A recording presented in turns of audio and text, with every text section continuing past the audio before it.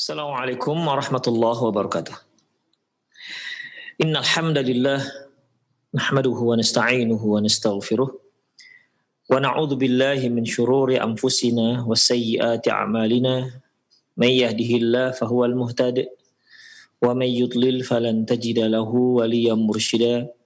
Asyhadu an la ilaha illallah wahdahu la syarika lah wa asyhadu anna Muhammadan 'abduhu wa rasuluhu alladzi la nabiyya ba'dah.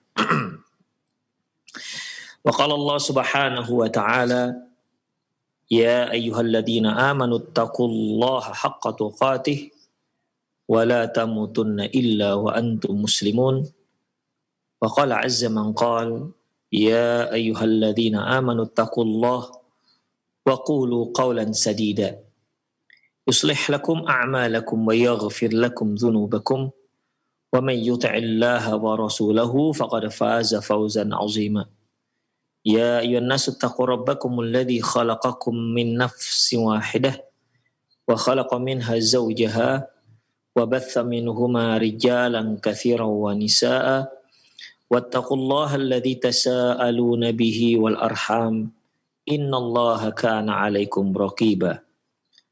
Amma ba'du, inna astaqal hadithi kitabullah wa khairal hadi hadi Muhammad sallallahu alaihi wasallam wa syarrul umur muhdatsatuha wa kullu muhdatsatin bid'ah wa kullu bid'atin dhalalah wa kullu dhalalatin finnar. Kaum muslimin dan kaum muslimat, para pemirsa Roja TV dan pendengar radio Roja dimanapun Anda berada, alhamdulillah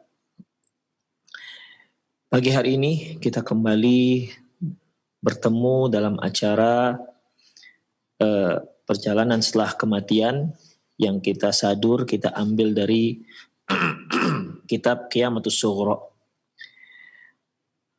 Para pemirsa rahimani Allahu wa iyyakum, kita telah pelajari bagaimana perjalanan nyawa ataupun ruh manusia ketika dia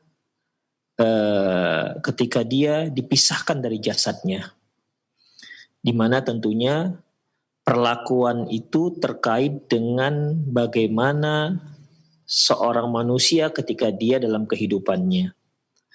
Jika dia seorang muslim dan dia seorang mukmin, tentunya akan mendapat perlakuan yang luar biasa dan istimewa. Namun apabila dia seorang yang kafir, pelaku dosa, seorang yang durjana, maka perlakuan terhadap ruhnya juga perlakuan yang setimpal dengan apa yang pernah dia lakukan semasa hidupnya. Kedua ruh ini dibawa ke langit juga mendapatkan perlakuan yang berbeda tentunya. Ruh orang mukmin akan mengeluarkan aroma wangi yang luar biasa sehingga semua penduduk langit bermohon kepada Allah, berdoa kepada Allah agar ruh tersebut lewat dari sisi mereka. Adapun untuk ruh orang kafir, maka mereka berdoa semoga ruh tersebut tidak lewat dari sisi mereka. Begitupun ikhwah, ketika ruh kafir ini ingin naik ke langit dunia dan minta dibukakan pintu langit, ternyata tak dibukakan. Sampai Rasulullah SAW menyebutkan dengan ungkapan la tufat, sampai beliau membacakan ayat ya, di mana ayat menyebutkan la tufattahu lahus samawat, tidak akan dibukakan untuk dia pintu langit ya, hatta yalijal jamalu fi sammil khiyat, sampai masuknya unta ke dalam jarum. La tufattahu lahum abwabus samai, tidak akan dibukakan untuknya pintu-pintu langit. Wala yadkhulul jannah, dan dia tidak akan masuk surga hatta yalijal jamalu fi sammil khiyat, sampai masuknya unta, sampai unta bisa masuk ke lubang jarum. Ini menunjukkan kemustahilan dia untuk masuk ke dalam surga dan untuk diberikan lewat dan dibukakan pintu untuk dia. Ini sudah kita bahas secara panjang lebar di kajian yang lalu. Kemudian ikhwah rahimanallah wa iyyakum, sebagaimana yang lalu juga ya, di mana akhir ending daripada kisah perjalanan roh manusia ke langit, endingnya yaitu roh ini dikembalikan ke jasadnya, ya. Dan tentunya jasad ini jasad yang mana? Ya zahirnya jasad, ikhwah. Apakah jasad yang dikubur? Bisa saja itu, ya. Hanya mungkin proses-proses berikutnya, datangnya malaikat disuruh dia duduk. Ini bagaimana? Allahu a'lam, kita tidak tahu. Karena ini sudah masuk alam barzakhiyah, ya tentunya jasadnya juga nanti seperti jasad barzakhiyah. Demikian ikhwah. Baik, selanjutnya berarti sini setelah dibawa ke langit, dikembalikan ke jasadnya, maka dimulailah alam kubur. Ya, dimulailah kisah alam kubur. Inilah perjalanan ruh tadi ikhwah. Ya, kajian kita perjalanan setelah kematian, inilah perjalanan ruh kita. Dia dibawa ke langit, dicabut oleh malaikat, dibawa ke langit, kemudian dikembalikan ke jasadnya. Demikian. Dan sekarang ruh sudah masuk pada episode di awal dari alam kubur atau alam barzakhiyah. Baik, ikhwah azallahu iyyakum. Di dalam kuburan, ya, tentunya tidak ada pemandangan, tidak ada penampakan yang lebih mengerikan ketimbang kuburan, alam kubur tersebut. Dan ini Rasulullah SAW yang mengkisahkan. Diriwayatkan dari Ummu Hani, Maula Utsman bin Affan. Qala, dia berkata, diriwayatkan oleh Hani, bukan Ummu Hani ya. Diriwayatkan oleh Hani, Maula Utsman bin Affan, Maula Utsman bin Affan, mantan hamba sahayanya Utsman bin Affan. Dia berkata, nah sedikit info ikhwah, Hani untuk orang Arab, Hani itu nama laki-laki. Beda dengan orang Indonesia. Orang Indonesia memberikan nama Hani itu untuk perempuan. Untuk orang Arab, Hani itu untuk laki-laki. Makanya di sini rawa Hani, bukan rawat, tapi rawa. Rawa Hani Maula Utsman bin Affan, diriwayatkan oleh Hani. Hani Maula Utsman bin Affan meriwayatkan, qala, dia berkata, kana Utsman radhiyallahu anhu idza waqafa ala qabrin baka. Bahwasanya Utsman bin Affan apabila dia berdiri di samping kuburan, beliau menangis terseduh-seduh. Hatta yabulla lihyatahu, hingga jenggotnya basah karena terkena derayan air mata. Faqila lahu, kemudian ditanyakan kepada beliau, kepada Utsman bin Affan, tudhkarul jannatu wan naru fala tabki wa tabki min hadha. Orang mengatakan kepada Utsman bin Affan, Anda ini bagaimana? Ketika surga disebut-sebut, ketika neraka disebut-sebut, Anda tak menangis. Tapi mengapa ketika Anda di sini Anda menangis? Ketika Anda berdiri di samping kuburan, Anda bisa menangis sampai terseduh-seduh seperti itu, sampai basah jenggotnya. Kenapa? Begitulah pertanyaan yang mereka merasa aneh begitu. Bukankah surga dan neraka adalah suatu hal yang sangat dahsyat? Surga dahsyat nikmatnya, neraka dahsyat azabnya. Sementara kuburan, ya inilah kuburan dengan bentuk-bentuk kuburannya. Demikian. Ya tentunya tidak sedahsyat akhirat. Kalaupun ada azab kubur, tidak sedahsyat azab neraka. Kalaupun ada nikmat kubur, tidak sedahsyat nikmat surga. Lantas mengapa ketika disebutkan surga dan neraka Anda nggak menangis? Disebut ketika melihat kuburan Anda menangis. Inilah ungkapan hati yang penanya. Kenapa bisa seperti itu? Sepertinya ada sesuatu di balik ini semua. Jadi dia ingin tahu kenapa, begitu ikhwah. Ini menunjukkan para sahabat itu selalu jeli dalam melihat sahabat-sahabat seniornya. Ini pasti ada sesuatu yang kami nggak tahu ini. Faqal, lantas Utsman bin Affan pun berkata, Inna Rasulullah sallallahu alaihi wasallam qala, Sesungguhnya Rasulullah sallallahu alaihi wasallam pernah bersabda, "Innal qabra awwalu manzilatan min manazilil akhirah." Sesungguhnya kubur adalah tempat singgahan yang pertama di antara tempat singgahan-singgahan akhirat yang lainnya. Ya, perjalanan kita demikian ikhwah, ya. Singgah di kuburan, nanti setelah itu di padang mahsyar, kemudian dan seterusnya. Ada tempat-tempat singgahan, dan kata beliau, sesungguhnya kuburan ini, alam kubur merupakan tempat persinggahan manusia yang pertama di antara tempat persinggahan akhirat yang lainnya. Fa in naja minhu, kalau dia berhasil selamat dari azab kubur, fama ba'dahu aisaru minhu. Setelah itu akan lebih mudah. Wa illam yanju minhu, namun kalau dia tak selamat dari azab kubur, tak selamat dari fitnah kubur, maka fama ba'dahu asyaddu minhu. Apa yang selanjutnya lebih dahsyat dan lebih mengerikan daripada kuburan. Demikian ikhwah. Jadi kalau seorang itu sudah masuk ke alam kubur, kemudian Masya Allah, karena nikmat Allah subhanahu wa ta'ala, Allah berikan dia nikmat kubur. Berarti itu merupakan awal dari kenikmatan yang adapun nikmat-nikmat berikutnya itu akan datang jauh dan jauh berlipat ganda lebih nikmat ketimbang alam nikmat kubur. Namun ingat, kata Utsman bin Affan, ini ikhwah, ini yang menjadi rahasia mengapa beliau menangis. Kalau ternyata dia kuburannya, alam kuburnya, tempat azabnya, la haula wala quwata illa billah. Azab yang menunggunya jauh lebih dahsyat dibandingkan azab kubur. Inilah mengapa Utsman bin Affan menangis ketika dia melihat kuburan. Inilah awal dari keberuntungan dan kerugian seorang hamba. Jika dia beruntung di sini, maka akan beruntung dan jauh lebih beruntung berikutnya. Namun ketika dia rugi di sini, ketika dia bermasalah di sini, maka masalah-masalah berikutnya akan jauh lebih berat. Demikian ikhwah rahimanallahu wa iyyakum. Jadi itulah mengapa Utsman bin Affan menangis terseduh-seduh ketika dia berada di kuburan.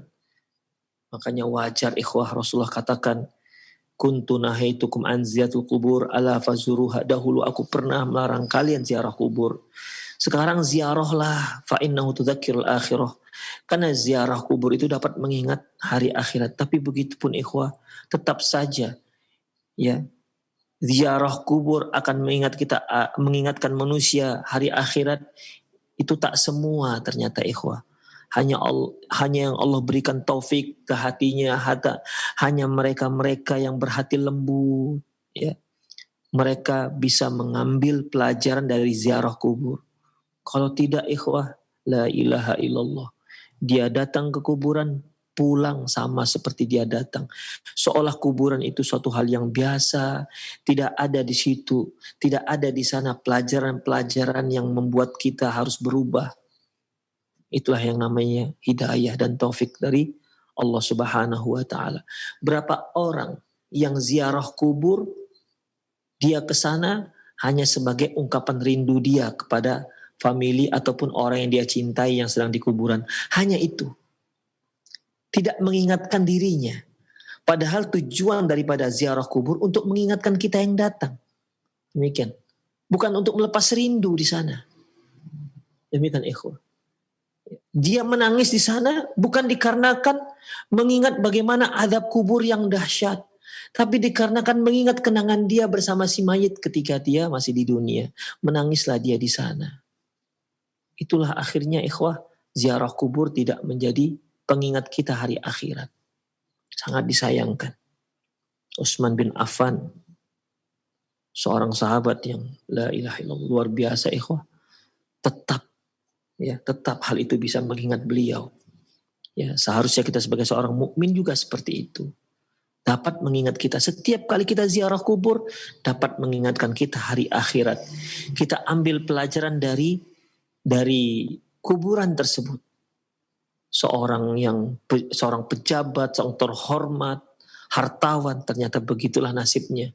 tetap hartanya tinggal, dan tetap yang akan modal yang dia bawa adalah amalan soleh. Ikhwah rahimanallah wa iyyakum. Kemudian, apalagi kata Utsman bin Affan? Tadi beliau katakan bahwasanya jika selamat dia di kuburan ini, maka dia akan mendapatkan keselamatan yang luar biasa setelah itu. Namun kalau dia nggak selamat dari azab kubur, maka azab berikutnya akan lebih dahsyat. Lantas kata beliau, qala Rasulullah sallallahu alaihi wasallam. Ini juga sebab berikutnya, ikhwah, mengapa Utsman bin Affan menangis terseduh-seduh. Wa qala Rasulullah sallallahu alaihi wasallam, dan beliau sallallahu alaihi wasallam juga pernah mengatakan, ma ra'aitu mandaran qattun ilal qabr afza' minhu. Aku tidak pernah melihat penampakan yang lebih mengerikan selain daripada kuburan. Tidak ada pemandangan yang lebih mengerikan selain kuburan. Itulah yang digambarkan Rasulullah SAW kepada kita. Mungkin kalau pemirsa pernah melihat sesuatu yang mengerikan, mungkin tiba-tiba dia melihat jin dengan penampakan yang mengerikan, ya, yang terkadang membuat seorang manusia pingsan melihatnya, tidak sanggup, saking mengerikan. Sungguh alam kubur jauh lebih dahsyat dibandingkan itu semua, kata Rasulullah Sallallahu Alaihi Wasallam. Anda melihat apa yang pernah sangat membuat Anda mengerikan, maka azab kubur jauh lebih dahsyat dibandingkan itu semua. Para pemirsa rahimani Allah wa iyyakum, itulah dia, bahwasanya kuburan merupakan tempat yang sangat mengerikan. Ya, tempat yang sangat mengerikan. Hadis ini diriwayatkan oleh Imam At-Tirmidzi. Walamma kana ma ba'dal qabri aisaru minhu liman naja fa innal 'abdal mu'min idza ra'a fi qabrihi ma 'addallahu min na'im yaqulu rabbi ajil qiyamis sa'ah kay arji'u ila ahli wa mali. Karena azab kubur, ya, barang siapa yang mendapatkan azab kubur, barang siapa yang mendapatkan kebaikan di dalam kuburnya dan dia selamat dari ancaman azab kubur, maka yang setelahnya itu akan lebih mudah. Oleh karena itu seorang hamba apabila dia melihat apa yang Allah Subhanahu wa taala siapkan untuk dirinya, ya, nanti di surga, karena ikhwah nanti akan kita pelajari juga bahwasanya seorang hamba mukmin ketika dia setelah menjawab pertanyaan para malaikat mungkar dan nakir, kemudian dia didatangi oleh seorang yang sangat tampan dan rupawan dengan wangi yang luar biasa. Dia pun bertanya, kamu siapa? Dia menjawab, saya adalah amalan Anda. Kemudian dibukakan untuk dia pintu surga. Dia melihatlah semua fasilitas yang Allah siapkan untuk dia di surga. Istana-istana, para bidadari-bidadari yang cantik jelita, dengan kebun-kebun buah-buah yang luar biasa. Allah siapkan dan Allah nampakkan tuh, lihat tuh. Ya, itu istanamu, itu bidadarimu, itu hartamu. Semua Allah Subhanahu wa taala perlihatkan kepada dia. Oleh karena itu ikhwah rahimanallah wa iyyakum, si mukmin ini berdoa. Apa doanya? Rabbi ajlis sa'ah, ajli qiyamis sa'ah, ya Allah, segerakan hari kiamat ya Allah. Untuk apa? Apa fungsinya supaya disegerakan hari kiamat? Kaima arji'u ila ahli wa mali, agar aku bisa kembali ke keluargaku dan ke hartaku. Maksudnya ke surga. Bukan keluarga harga yang ada di dunia, enggak. Supaya dia bisa masuk surga bersama istri-istrinya yang sedang menanti. Itu maksudnya. Kalau seandainya yang dimaksud adalah agar aku bisa kembali kepada keluargaku dan hartaku, maksudnya di dunia, tentu yang dia minta bukan Rabbi ajil qiyamas sa'ah, ya Allah segerakan hari kiamat. Enggak, itu yang permintaannya. Tentu permintaannya, ya Allah kembalikan aku ke dunia. Tapi nggak membuat tertarik. Seorang ikhwah kalau sudah sampai memijakkan kaki di alam akhirat, dia nggak akan tertarik lagi dengan dunia, nggak akan tertarik, yakinlah ikhwah. Kita karena masih di dunia ini, maka ketertarikan kita terhadap dunia itu sangat besar. Tapi nanti ketika pertama sekali kita berada di alam barzakh, maka sedikit pun tidak ada ketertarikan kita dengan kemewahan dunia, sedikit pun. Makanya Rasulullah SAW pernah berkata kepada para sahabat, ini siapa penghuni kuburan ini? Diberitahulah oleh para sahabat. Apa kata beliau setelah itu? Sungguh 2 rakaat lebih dia sukai ketimbang dunia dan seisinya. Insya Allah. Itulah dia ikhwah. Gak ada harganya dunia ini. Itulah dia. Ya. Makanya gak mungkin dia minta balik untuk kembali ke keluarga dia dan kembali kepada harta dia. Berapalah harta yang dia miliki di dunia jika dibandingkan dengan akhirat. Bayangkan ikhwah, selendang seorang bidadari itu lebih mahal, lebih mulia ketimbang dunia dan seisinya. Tuh selendangnya tok. Hanya selendangnya. Seandainya seorang bidadari muncul di dunia, niscaya dunia ini akan dipenuhi dengan aroma wangi tuh. Itulah dia kenyataannya ikhwah. Sebagaimana yang diberitakan Rasulullah Sallallahu Alaihi Wasallam. Makanya yang dimaksud Rabbi, Akimisah, Rabbi ajil qiyamis sa'ah likaima arji'u ila ahli wa mali. Ya Allah, segerakan hari kiamat agar aku bisa kembali kepada keluargaku dan aku bisa kembali kepada hartaku. Maksudnya surga. Demikian ikhwah rahimanallahu iyyakum. Wal abdul kafir.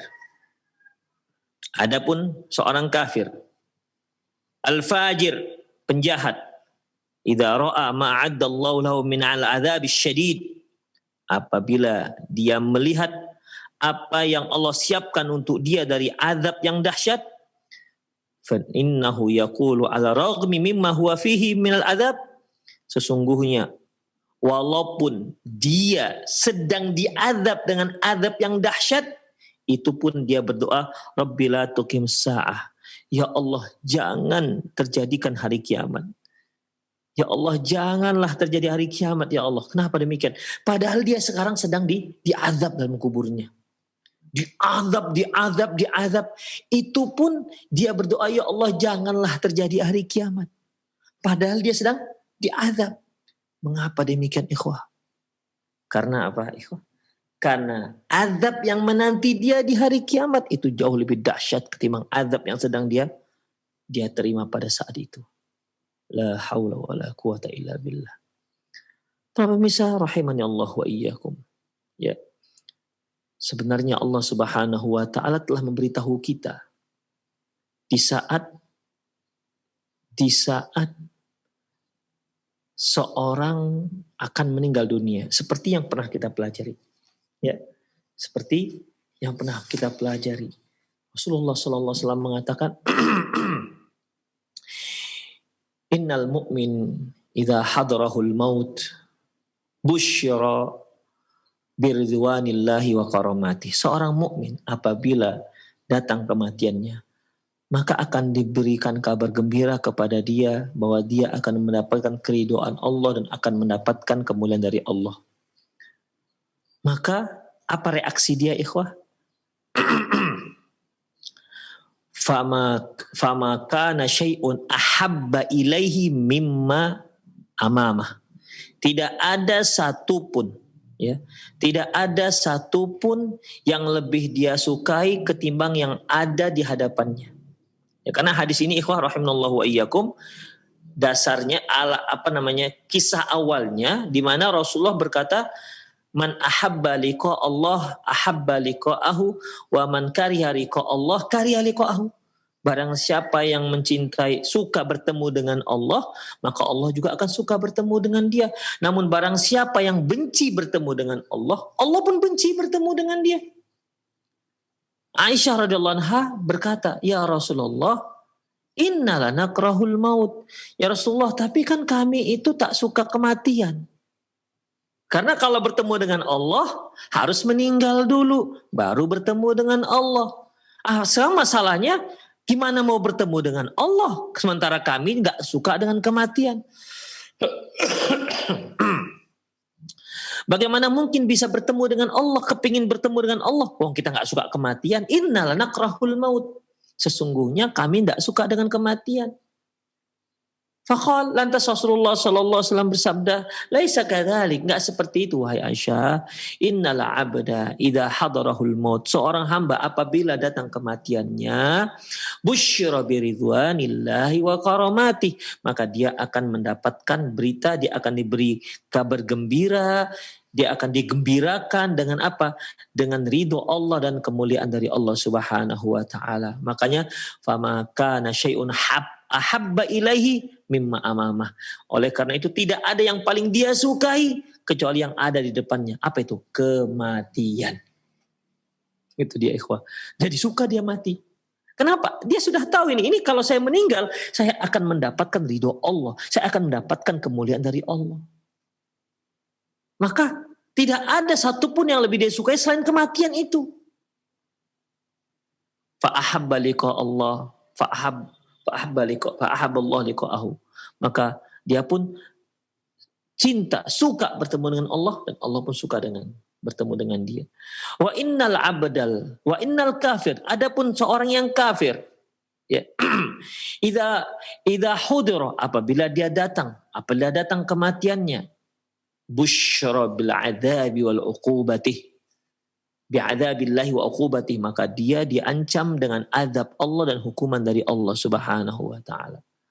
Maka akibatnya fama kana syai'un akrahu ilaihi mimma amamah. Maka tidak ada satupun yang paling dia benci selain yang di depannya. Apa itu kematian? Tak suka dia mati. Karena dia tahu ikhwah. Dia tahu setelah kematian maka dia akan diancam azab dan hukuman Allah Subhanahu wa taala. Diancam azab dan siksaan dari Allah Subhanahu wa taala. Akhirnya fakariha liqa Allah, fakarihallahu liqa'ahu. Maka dia pun akhirnya tidak suka bertemu dengan Allah. Karena dia tahu kalau dia bertemu dengan Allah akan dapat azab, akan mendapat kemurkaan dari Allah Subhanahu wa taala. Seperti kita misalnya, kalau kita tahu kita telah membuat marah atasan kita, kan kita gak berani bertemu dengan atasan kita. Kita kalau sempat bersalah dengan orang tua kita gak berani ketemu dengan mereka. Demi apalagi ini ikhwah. Ya, apalagi ini, yang marah itu yaitu Rabb Tuhan sealam semesta, pemilik dunia ini.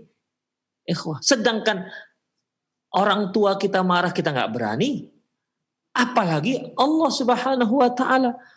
Makanya ya, dia nggak berani bertemu dengan Allah. Fakari harika Allah, maka dia pun benci bertemu dengan Allah. Fakari Allah liqa'ahu, dan Allah pun benci bertemu dengan dia. Demikian ikhwah rahimanillahu wa iyyakum. Ya. Jadi ketika dia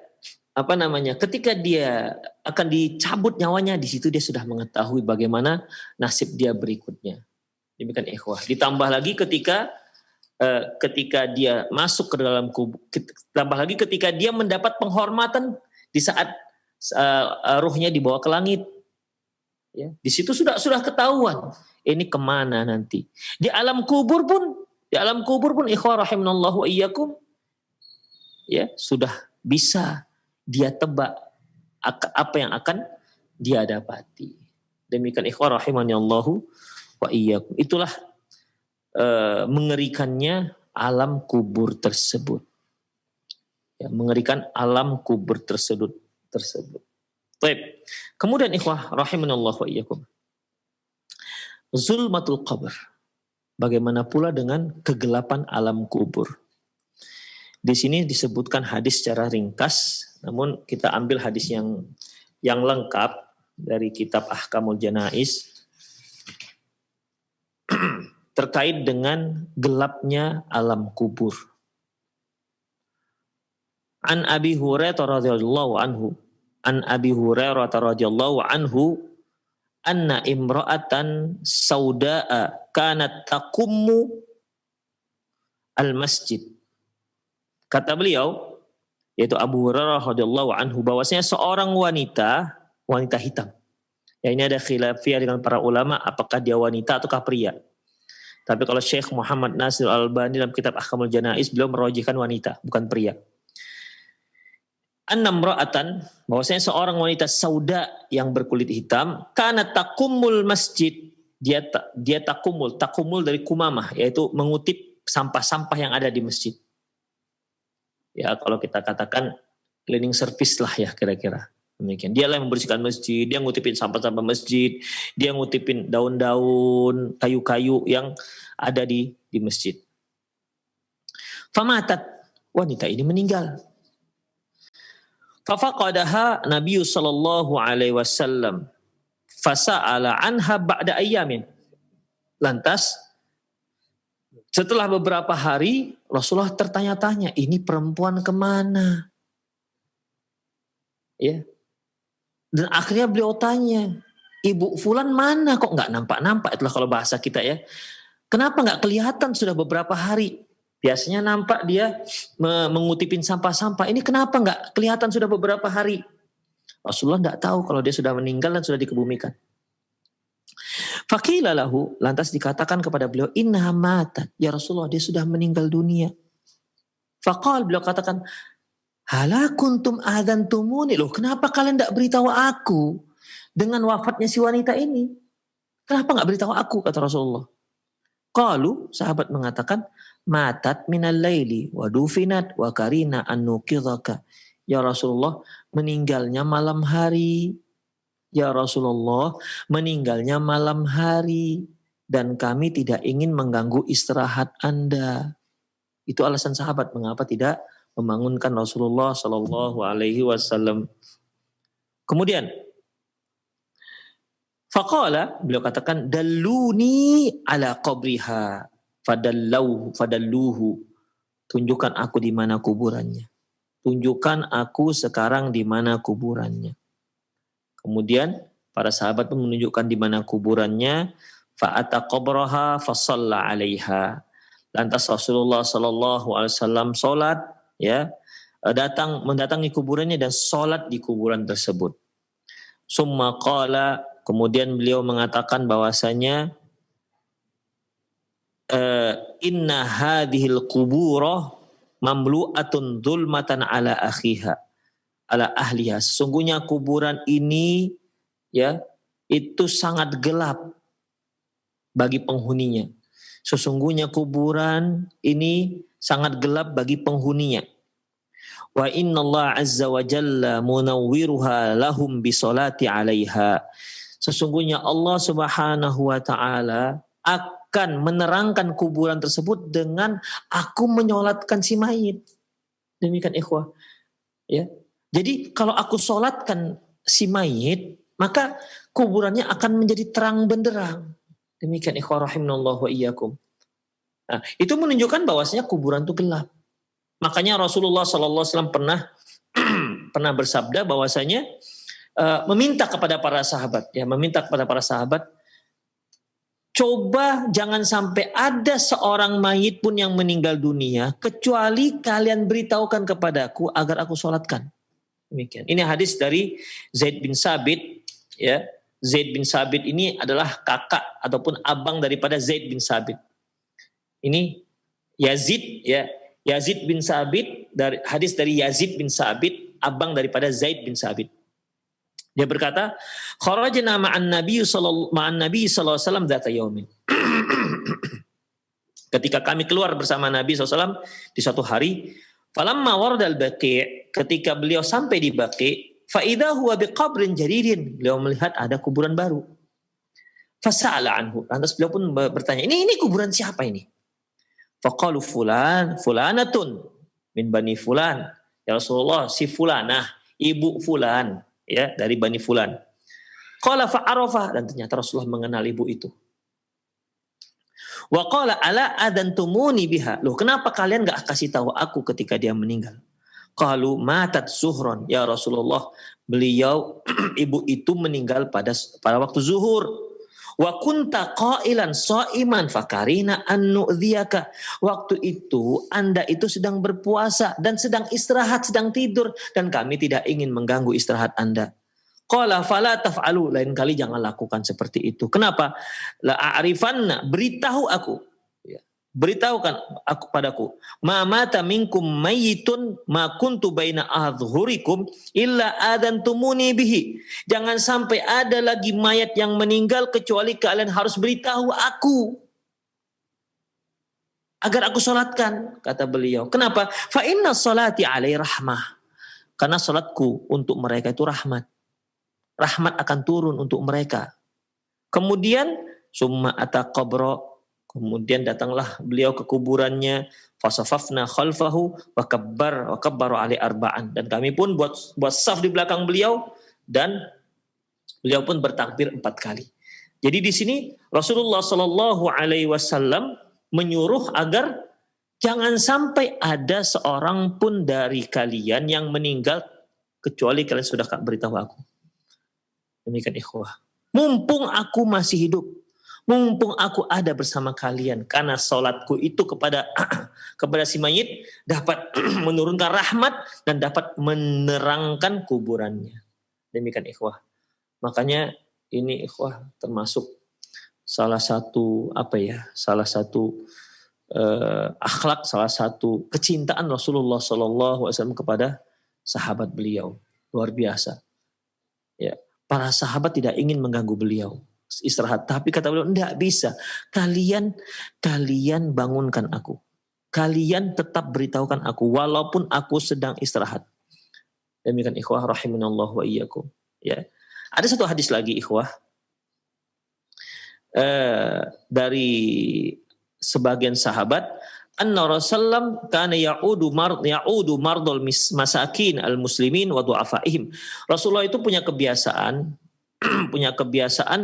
menjenguk orang-orang sakit, ya, kalangan kaum muslimin, orang-orang miskin dan orang-orang du'afa. Wa yattabi'u janaizahum, beliau juga mengikuti jenazah mereka, wa yusalli alaihim ghairuh, dan wala yusalli alaihim ghairuh, dan tidak ada seorang pun di antara mereka yang menyolatkan selain beliau. Artinya beliaulah yang selalu menyolatkan jenazah tersebut, jenazah orang-orang miskin tersebut, jenazah orang-orang yang sakit yang meninggal tersebut. Wa anna imratan miskinatan min ahli al-awali tala saqamuhu, dan ada seorang wanita miskin, ya, seorang wanita miskin dari yang tinggal di pinggir kota Madinah, itu sudah lama sakit. Kemudian faqala Rasulullah sa'ala anha man hadaraha min jiraniha, dan Rasulullah selalu bertanya kepada jirannya yang datang ke masjid, bagaimana dengan ibu itu, gimana, apa kabar ibu itu, apa kabarnya, gimana sakitnya, demikian. Kemudian beliau pesankan, wa amarahum alla yadfinuha in hadatha ma hadatha fayusalli alaiha. Kata beliau, ini wasiat beliau, kalau dia meninggal maka beritahukan aku. Ya, beritahukan aku. Dan ternyata ikhwah rahimanallahu ikum, wanita itu meninggalnya pada malam hari. Rasulullah SAW sudah tidur. Dibawa nih wanita ini ke musola. Jadi pada zaman Rasulullah itu tempat sholat itu bukan di masjid. Maksudnya tempat sholat jenazah itu bukan dalam masjid, tapi ada di luar masjid itu ada musola khusus untuk sholat jenazah. Karena ini merupakan pesan Rasulullah, kalau wanita itu meninggal dunia maka beritahu aku, biar aku sholatkan. Ternyata meninggalnya pada malam hari, ikhwah. Dibawalah wanita ini ke masjid, ke musola dekat masjid untuk disolatkan dengan beberapa jenazah yang lainnya. Ternyata Rasulullah sudah tidur. Para sahabat segan membangunkan Rasulullah Sallallahu Alaihi Wasallam. Pagi harinya, ya akhirnya ya mereka solatkan sendiri. Mereka solatkan, kemudian mereka kuburkan. Pagi harinya kembali beliau tanya kepada jiran tetangga si wanita itu, gimana ibu itu? Gimana sakitnya? Ya Rasulullah sudah meninggal tadi malam. Loh, kata Rasulullah, meninggal tadi malam. Kenapa gak kasih tahu aku? Lantas beliau pun sama perlakuannya terhadap wanita yang membersihkan masjid. Dia pun tunjukkan kepadaku di mana kuburannya, dan akhirnya Rasulullah pun sholat di sana, sholat jenazah bersama para sahabat. Demikian ikhwah rahimanallahu wa iyyakum. Ya, ini upaya apa? Untuk menyinari, memberikan cahaya untuk kuburan tersebut. Jangan sampai jangan sampai ada mayat yang meninggal pada zaman beliau, mumpung beliau masih hidup, kuburannya gelap. Jadi beliau upayakan tetap beliau upayakan, beliau sholatkan. Walaupun siapapun orangnya, yang jelas dia muslim, mau dia orang miskin, mau dimanapun dia tinggal, bawa kemari, kata Rasul, biar aku sholatkan. Demikian ikhwah rahimanallahu wa iyyakum. Para ulama mengambil kesimpulan dari hadis ini bahwasanya penyelenggaraan jenazah itu harus disegerakan. Ya. Rasulullah pesan saja ikhwah. Rasulullah itu memesan ya. Rasulullah pesankan bahwasanya nanti kalau dia meninggal beritahu aku. ya, supaya kuburannya bisa terang. Demikian ikhwah. Dan ternyata karena beliau sudah istirahat, para sahabat nggak mau membangunkan. Coba bayangkan ikhwah, untuk menyegerakan jenazah, para sahabat tidak membangunkan Rasulullah. Padahal Rasulullah sudah pesan. Namun begitupun ketika Rasulullah tahu bahwasanya beliau tidak diberitahu, beliau tidak mengkritik, kenapa kalian kubumikan sebelum aku sholatkan. Nggak itu yang beliau kasih tahu.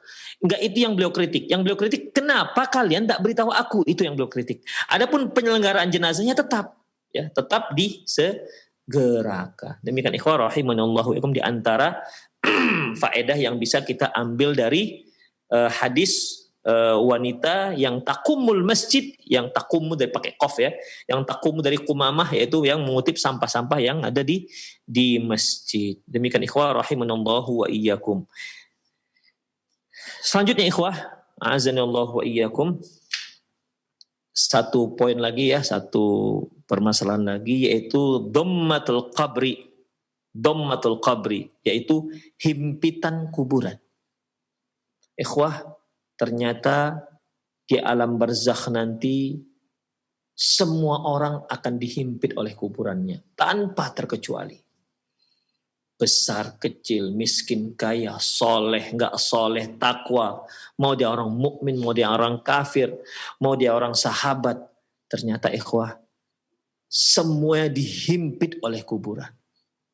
Ya, semuanya akan merasakan himpitan kuburan tanpa terkecuali. Ketika mayat itu diletakkan di kuburannya, maka di situ akan mengalami himpitan kuburannya.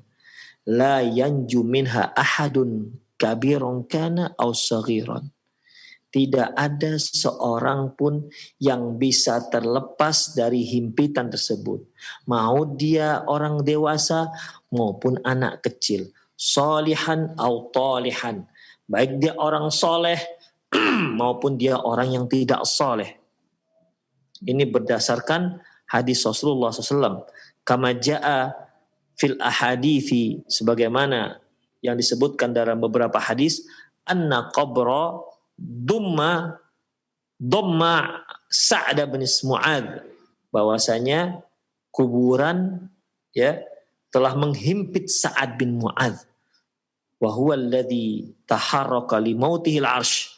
Padahal meninggalnya Mu'adz itu bergetar arasy.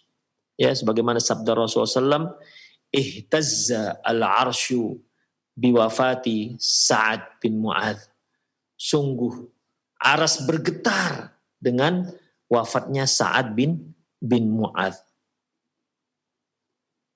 Kemudian wa futihat lahu abwabus sama, dibukakan untuk dia pintu langit. Ketika Sa'ad bin Mu'adz itu meninggal ikhwah, ya, ketika Sa'ad bin Mu'adz itu meninggal, aras bergetar, pintu langit dibuka, pintu-pintu langit, futihat alahu abwabus sama, dibukakan untuk dia pintu-pintu langit. Wa syahidahu sab'una alfam minal malaikah, dan dia disaksikan, kematiannya disaksikan oleh 70 malaikat. Insyaallah. Berarti ini orang yang luar biasa ikhwah. Kematiannya bukan hanya disaksikan oleh manusia, tapi ternyata disaksikan juga malaikat 70.000 orang. Berarti jauh lebih banyak ketimbang manusia. Siapa di antara kita yang disaksikan oleh 70.000? 70.000 ikhwah. Bukan 7.000, 70.000 malaikat. Demikian. Ini berarti orang yang istimewa di sisi Allah Subhanahu wa taala. Namun begitu pun ternyata dia merasakan himpitan kuburan, himpitan alam barzakh. Lantas apakah itu sebuah azab? Lantas apakah ini tertanda bahwasanya Sa'ad bin Mu'adz akan mendapat azab dari Allah Subhanahu wa taala? Terus kalau orang yang level seperti ini mendapatkan azab, terus bagaimana dengan kita? Insyaallah akan kita bahas di kajian yang akan datang. Aku qouli hadza wastaghfirullah li wa lakum wa lisa'il muslimin innahu wal ghafurur rahim. Wa sallallahu ala nabiyina Muhammad wa ala alihi washabihi ajmain. Naam. Nah Ustaz, jazakallah khairan Ustaz, barakallahu fiik atas materi yang penuh dengan faedah yang telah antum sampaikan di kesempatan pagi hari ini dalam pembahasan Qiyamatus Sughra dan Ikhwatal Islam azanillahu ayyakum. Untuk berikutnya kami buka sesi interaktif soal jawab bagi Anda yang bertanya secara langsung. Untuk yang pertama kita angkat melalui telepon. Silakan. Ya, silakan. Untuk yang pertama kita angkat melalui telepon. Halo, Assalamualaikum warahmatullahi wabarakatuh. Waalaikumsalam warahmatullahi wabarakatuh. Dengan siapa Bapak dan berada di mana? Dengan hamba Allah di perjalanan Ustaz. Iya, silakan Bapak. Pertanyaannya bagaimana Bapak? Assalamualaikum Ustaz. Waalaikumsalam. Mau bertanya, jika ada seorang hamba yang diazab di kuburnya, apakah dengan azab kubur tersebut dia akan terkurang dosa-dosanya di dunia? Itu aja Ustaz. Nah, terima kasih Bapak pertanyaannya. Warahmatullahi wabarakatuh. Waalaikumsalam warahmatullahi wabarakatuh, dan kepada Ustaz kami persilakan untuk menjawab. Baik, Allahu alam bissawab. Allahu alam bissawab.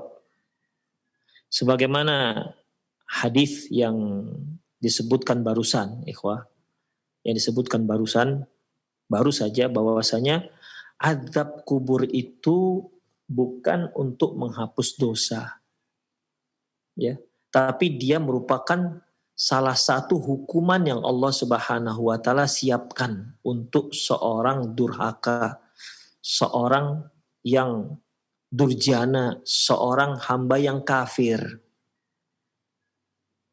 Makanya Utsman bin Affan menyatakan faman lam yanju faman naja minha wa kana ba'dahu aisaru minhu. Barang siapa yang selamat dari azab kubur, yang setelahnya lebih mudah.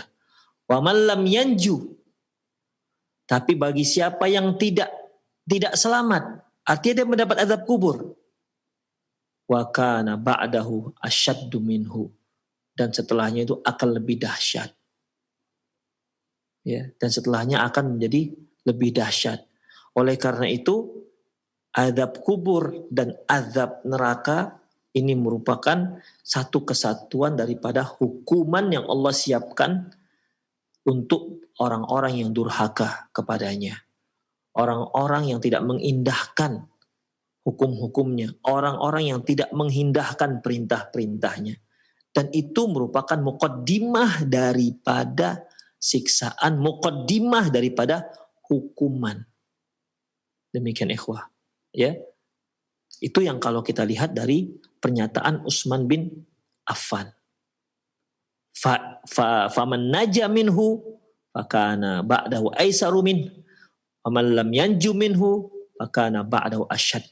Yang selamat maka setelahnya akan lebih mudah, yang tak selamat setelahnya akan lebih dahsyat. Sekali lagi, ya, azab kubur merupakan satu kesatuan dari hukuman yang Allah Subhanahu wa taala siapkan untuk penghuninya, dan itu merupakan muqaddimah daripada azab. Sebagaimana mereka mendapatkan nikmat kubur, itu merupakan muqaddimah daripada nikmat yang Allah Subhanahu wa taala siapkan.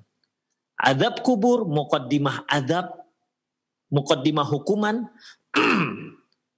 selain neraka yang telah Allah siapkan untuk dia, dan nikmat kubur merupakan muqaddimah daripada balasan baik yang Allah berikan kepada seorang mukmin, yang setelah itu Allah siapkan yang lebih baik, yaitu surga jannat naim. Allahu a'lam bishawab. Nah Ustaz, jazakallah khairan Ustaz, barakallahu fiik atas jawaban yang telah antum sampaikan Ustaz, dan ikhwatal Islam azanillahu wa iyyakum. Untuk pertanyaan berikutnya kami angkat melalui pesan singkat dan pendengar kita di Padang. Beliau bertanya, Ustaz, apa benar anak-anak yang meninggal sebelum balik bisa membawa orang tuanya masuk ke dalam surga? Lalu bagaimana jika orang tuanya adalah orang yang jahat atau yang suka berbuat maksiat, Ustaz? Silakan Ustaz. Barakallahu fiik. Anak yang belum balik apakah bisa mengajak orang tuanya masuk ke dalam surga? Ikhwah, Allahu a'lam bissawab.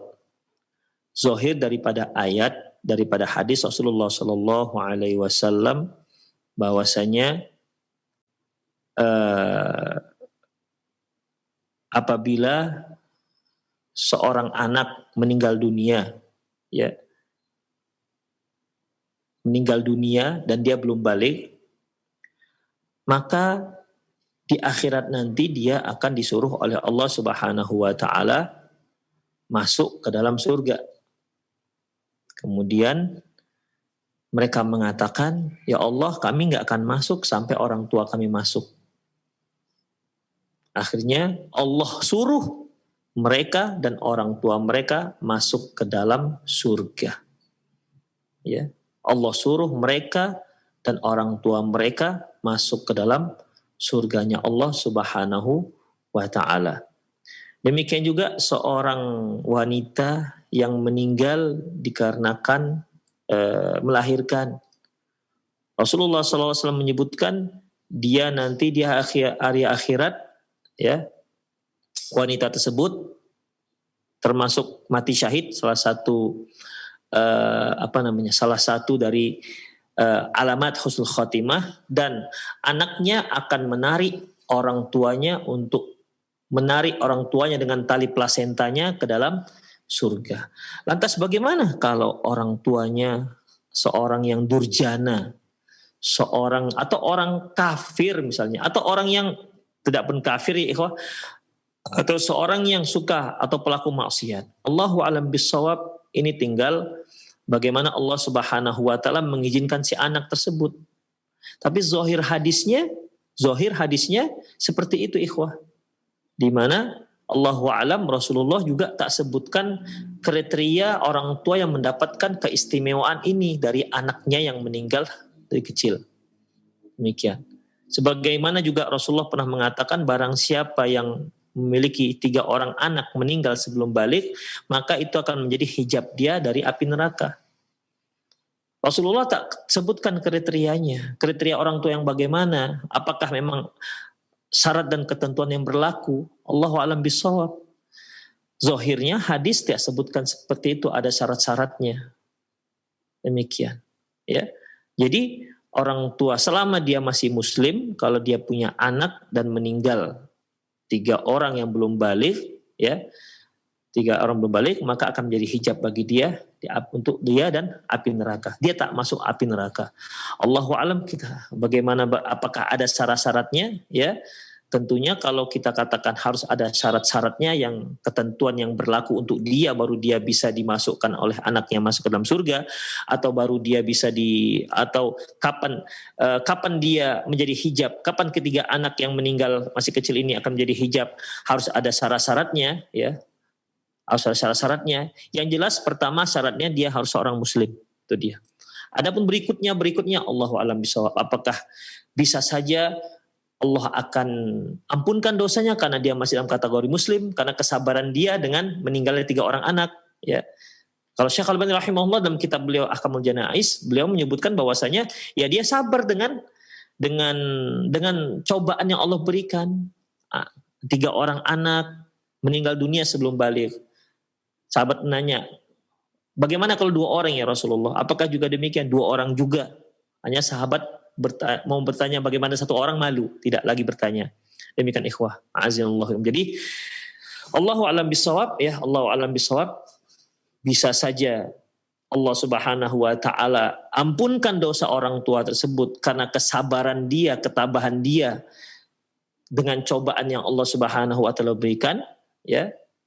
Atau mungkin ada sebab lain, Allahu a'lam bishawab. Yang jelas syarat pertama tentunya dia beriman, yang kedua dia ridho dengan ketentuan Allah Subhanahu wa taala dengan cobaan yang Allah berikan kepada dia dengan meninggalnya anaknya, ya, 3 atau 2 orang. Allahu a'lam bishawab.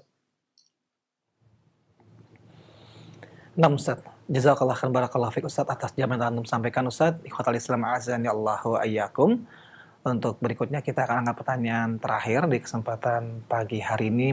Ya, silakan. Assalamualaikum. Waalaikumsalam warahmatullahi wabarakatuh. Dengan siapa Ibu dan berada di mana? Ya, di hamba Allah di Sijunjung, Sumatera Barat. Baik Ibu, silakan pertanyaannya Ibu. Pak Ustadz. Assalamualaikum Pak Ustadz. Waalaikumsalam warahmatullahi. Tadi Pak Ustadz menceritakan waktu zaman Nabi yang orang Muslim meninggal, kalau Nabi mensolatkan dapat kuburannya disinari, mendapat sinar cahaya dari Nabi yang menyolatkan. Tapi bagaimana dengan kita umatnya yang sekarang? Apakah yang menyinari kuburan kita nanti kita sebagai orang Muslim? Terima kasih. Assalamualaikum warahmatullahi wabarakatuh. Baik Ibu, terima kasih banyak. Waalaikumsalam warahmatullahi wabarakatuh. Dan kepada Ustadz kami persilakan untuk menjawab. Jazakillah khairan bagi Ibu yang dari Sumatera Barat, ya, barakallahu fiik. Tentang zaman Rasulullah Sallallahu Alaihi Wasallam yang beliau katakan tadi bahwasanya apabila beliau menyolatkan innas salati, sesungguhnya solatku untuk kaumku itu dapat menurunkan rahmat dan dapat menerangkan kuburan mereka. Dalam masalah ini ikhwah, ya, kalau kita lihat hadisnya, tentunya Rasulullah Sallallahu Alaihi Wasallam di sini memastikan, ya, Rasulullah SAW di sini memastikan, dan tidak ada seorang pun di antara kita yang bisa memastikan hal itu, hal yang sama. Makanya ini merupakan kekhususan Rasulullah Sallallahu Alaihi Wasallam. Dan adapun untuk umatnya, ya, kita tidak bisa memastikannya. Kita hanya bisa mendoakan, melapangkan ya Allah, lapangkan kuburannya, ampunkan ya Allah.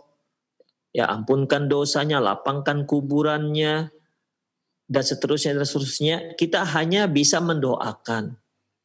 Termasuk kalau kita mendoakan, ya Allah, sinari kuburannya, boleh, ya, gak ada masalah. Demikian. Ya, kebaikan-kebaikan yang kita doakan untuk si mayit semuanya, dari mulai minta ampun, dari minta dilapangkan kuburannya, dari minta disinari kuburannya, itu boleh kita doakan. Seluruh kaum muslimin silahkan mendoakan itu untuk si mayit, tapi tidak bisa memastikan. Demikian. Semoga dengan banyak yang mendoakan, ya, Allah kabulkan. Demikian. Dari mungkin ratusan orang yang datang yang mendoakan adalah yang dikabulkan oleh Allah Subhanahu wa taala dari mereka. Itulah yang bisa kita harapkan. Demikian. Adapun untuk zaman Rasulullah, ini khusus untuk Rasulullah Sallallahu Alaihi Wasallam. Ya, khusus untuk Rasulullah SAW. Makanya kata beliau, jangan sampai ada seorang pun yang meninggal di antara kalian sementara aku itu masih ada di sini. Aku masih hidup. Jangan sampai ada yang meninggal kecuali aku sholatkan. Demikian. Ya, itu menunjukkan, sekali lagi itu menunjukkan bagaimana sayangnya Rasulullah Sallallahu Alaihi Wasallam kepada umat Islam. Ya, sangat sayang Rasulullah Sallallahu Alaihi Wasallam kepada kaum muslimin. Demikian ikhwah rahimanallah wa iyyakum. Sebagaimana firman Allah Subhanahu wa taala, ya, qad ja'akum rasulun min anfusikum, telah datang kepada kalian seorang rasul dari diri kalian, azizun 'alaihi ma anittum, sangat berat bagi beliau dengan apa yang membuat kalian susah.